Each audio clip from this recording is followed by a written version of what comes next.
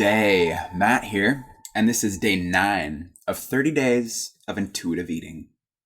A journey of listening and tuning into the body's natural wisdom, created by Megan McElroan with intention inspired. And today's intention is I am reducing. That's been the main thing for me as I journey through this, is how much overeating in particular, that I've been doing. So I'm really looking forward to today. So let's dive in and learn how to reduce those sugar cravings by noticing patterns.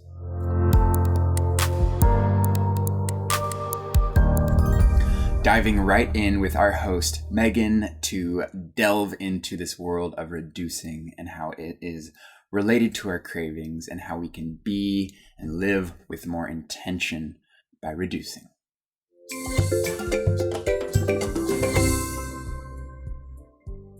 Hello and welcome back to Intuitive Eating Encouraged. We are going into your next lesson, which is all about how to reduce sugar cravings. And so you might experience sugar cravings many days, all day long, or maybe not at all. And that's depending on who you are and what you're eating and how you sleep and so many other factors. Because sleep, hydration, and what we're eating all matter for sugar cravings. And the reason is that your body runs on sugar. All foods really are broken down into sugar of some form or another, and that's what's fueling your body. And so in the moment when you're tired or exhausted or just like low energy of any type, the brain often will say like, oh, you need some sugar to feel better. And the brain's not sitting there saying like, go get fruit, right? Or go get a natural balanced meal of whole foods, which will give you that sugar. It says, go get processed carbohydrates and simple sugars, right? I want you to go get candy and a Starbucks latte with lots of sugar in it, or, pieces of bread or crackers or something like that, because they break down quicker in your body into sugar than whole grains, like what we talked about in the macronutrients content of this program. And so the brain is it's smart. Your brain is very smart, and it's learned over the years that when you're tired, eating something, a boost of sugar, that spike is going to make you feel better. But that there is the problem, is that in those moments, we have these urges and cravings to go eat sugar, to feel better, to give ourselves energy. And if we listen to them, which there's nothing wrong with, if we listen to them and go eat those simple sugars and processed carbs though, when we're truly hungry and we need a meal, all we're doing is causing a roller coaster. And so what happens is you eat this sugar, right? Let's say you go and you get, a candy bar or a latte or just something that breaks down very quickly in your body into sugar. It's going to cause a spike of energy because now you have all the sugar in your bloodstream. It's called blood sugar, right? And then within like an hour, your body's used it all and it's now going way down, right? And so it goes way past where you were before, all the way down here, and you feel this crash. You might get shaky, you might have a lot more sugar cravings, and then you're like, I need more sugar to feel better. And then you eat sugar, you go back up, and it's this roller coaster. And so how do we stop the blood sugar roller coaster? Well, the answer is food, right? Real whole foods, like we've already talked about, eating for energy. And so when you're feeling low energy and you're craving lots of sugar, the key here is to slow down and choose that balanced meal, or at least a macronutrient, like something with fiber or protein or healthy fats in it, to help you stabilize your blood sugar and give you that energy without spiking it, because the spike is what causes the crash and the additional cravings that follow. And so simply by eating more, eating adequately, making sure that you're eating nutrient-dense foods and not getting too hungry, like long gaps between meals, you can definitely help yourself reduce sugar cravings without cutting out the foods you love. It's not about reducing sugar cravings by saying, I'm never going to have sugar again. I've done that. I've gone 2 months without sugar. It's in everything, including ketchup. It was really hard. There was no reason to do it besides the fact that I thought it was what was going to make me healthy and get me weight loss, but that's not how it works. The truth is there's nothing wrong with you enjoying sugar, and the goal is moderation, because those processed sugars, they lack all the things your body needs, right? Most products out there that contain a lot of sugar, they lack fiber, they lack fat, they lack protein, they lack nutrients, and they often strip your body of nutrients. They take it from you. They dehydrate you, they cause inflammation, and a lot of other health problems. And that's not being said for you to go fear sugar. Please don't fear sugar. I've done enough fearing of sugar for all of us, right? It's not bad. And we don't want to overeat the sugars that cause more sugar cravings and health problems, right? That's the sugar we want in moderation. And then you can go and you can reach for things like nature's candy, which is fruit. Fruit is naturally sweet, has tons of fiber in the skins of the fruit, lots of nutrients that your body needs, and it won't cause that extreme sugar spike in your blood sugar and then that crash. Ooh, almost dropped my mouse. And so we don't want that crash, because the crash is what's causing more and more sugar cravings, right? And so the goal here is to eat balanced meals to help you not have so many sugar cravings. With that being said, of course, there are other reasons that you might experience sugar cravings, and those can be hormonal, emotional, and thought-based. So let's say that you're doing everything right, it's no right or wrong, right? But you're listening to your body, you're eating healthy, nutrient-dense food, you're getting enough sleep, you're drinking water, and you do reduce your sugar cravings. You should definitely feel way better with sugar cravings. You might still want sugar, but the craving that's based on the need for your body for energy to get sugar isn't there as much. And the other reasons, like hormones, thoughts, and emotions, come up. And so with hormones, for women, PMS is the most common one that you'll hear about. You might get a lot of sugar cravings, and that's totally fine. You might even be more hungry when you're PMSing and on your period, because your body actually needs more calories in that time, because you're losing blood and you need to have energy, which losing blood is going to take away energy. So your body demands energy in the form of food or sleep. So it's totally normal. You don't have to fear it. You don't have to get in your head and be like, why am I craving so much sugar? The key is to understanding sugar cravings. So we know that eating balanced meals and choosing fruit first and trying to plate crowd sugar can really help you with those sugar cravings, and reducing how much processed sugar we have. Not cutting it out, not being, upset or feeling guilty or ashamed if you eat it, just reducing it. That's our goal. And then we have hormones, which we can't really control, but we don't need to use them as excuses, and emotions and thoughts as well.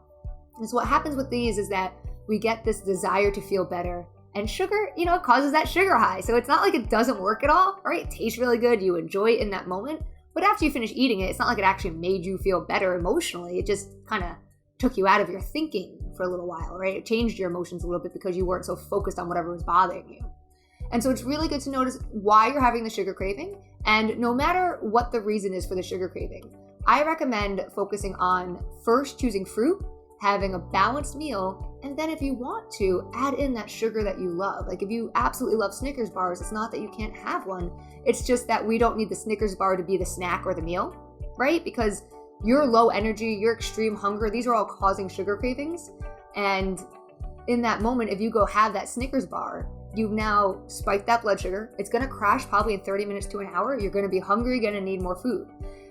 Which there's nothing wrong with being hungry and needing more food, but when it comes to weight loss, it's a lot healthier and easier to lose weight when we're not consistently eating all day long and grazing all day long, simply because we're hungry and not eating adequate amount of nutrient-dense foods.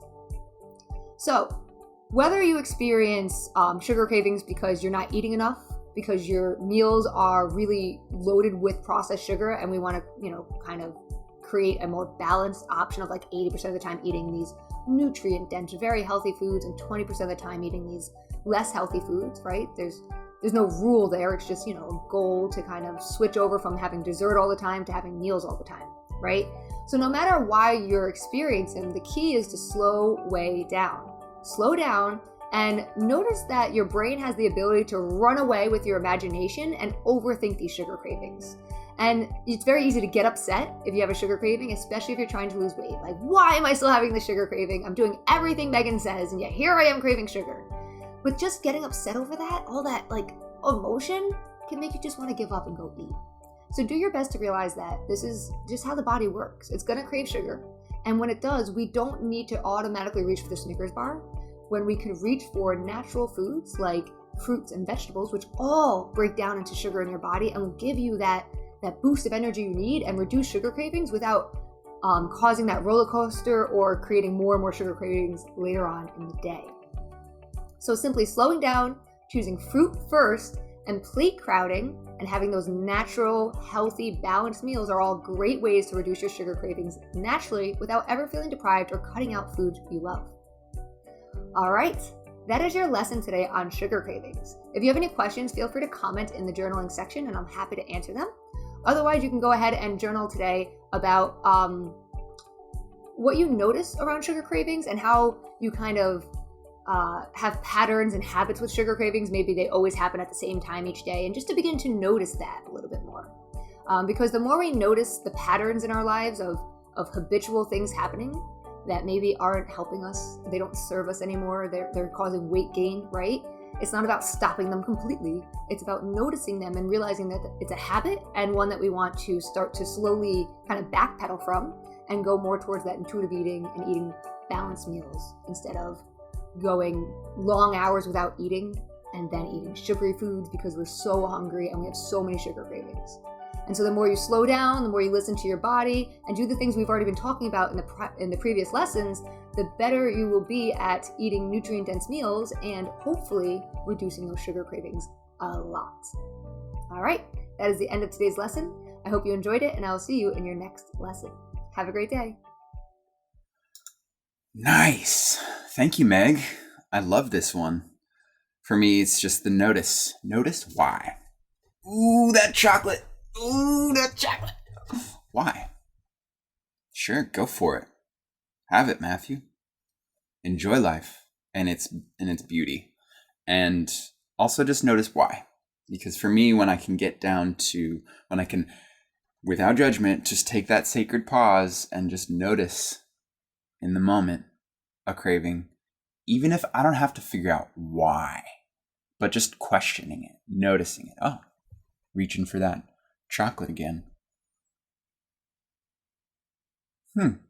Curious. All right, now let's savor it. That's good stuff. So much power in that. Looking forward to continuing the practice. Speaking of which, let's groove into today's healthy habit.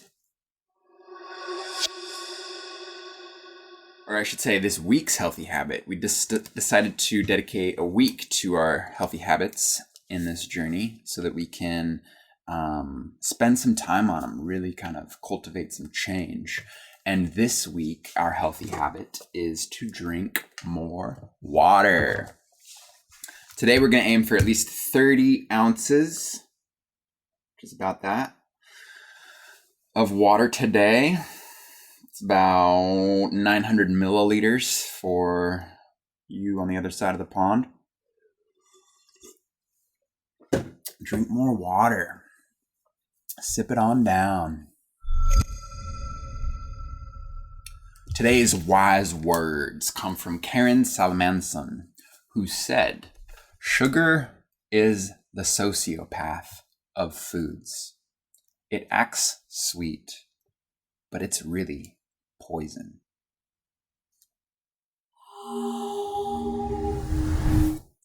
Okay, get your journal out and bring to mind, what patterns do you notice in your sugar cravings?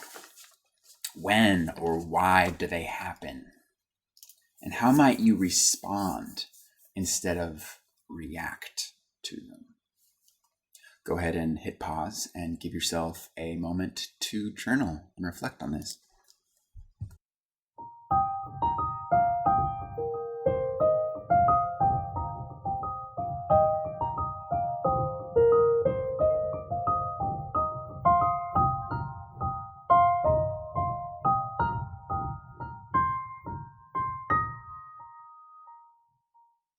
So for me, I noticed that my sugar cravings spike when I'm less resourced, tracking yesterday's intention on being rested. And when the day's demands just get to me and I don't slow down enough to decompress. On the flip side, I also notice that when I'm in high spirits and celebrating with others and the energy's real, just like jamming, I'm also less inclined to tune into my body and listen to what it wants because I'm just kind of feeding off of all these other energies that are outside of my body. So that's helpful to notice. Last inspiration, but certainly not least, is our micro challenge for the day. So today, when you notice a craving for sweets, choose fruit. Fruits have a very complex combination of non-processed sugars like sucrose and fructose and glucose, and certainly much healthier for your body when it comes to supplying it with clean burning energy, and also kind of gives it that dopamine spike that we're looking for when we are craving sugar. So that's the challenge for today. When you feel yourself when you notice sugar craving, great. How about fruit? Banana. Cool. All right, that wraps up today's intentional session on reducing. I am reducing. Yes, I am. Thank you so much for joining. If you'd like to connect with the community, there is a link in the description to witness other people who are going through this and to be witnessed. Maybe definitely you have your own relationship with food, and we would love to see how your intuitive eating journey is and what it looks like, because it helps everyone within our own journeys to better understand ourselves and our own process. So that's what we're doing. It's a beautiful thing. However you want to be engaged, that is totally fine. So whatever that looks like, thank you so much. And tomorrow, our intention is to rest. Take a break. It's our rest day tomorrow. So whatever that looks like for you, just reflect on this intuitive eating journey and maybe double down on some habits that have been working for you, or just take the time to just go soak up some nature, whatever you want. So I'm looking forward to that. I'll probably tune into the daily flow here and bring something. So looking forward to whatever that is. Until then, enjoy reducing and noticing and responding as opposed to reacting. Right on. Enjoy the day. Ta-ta.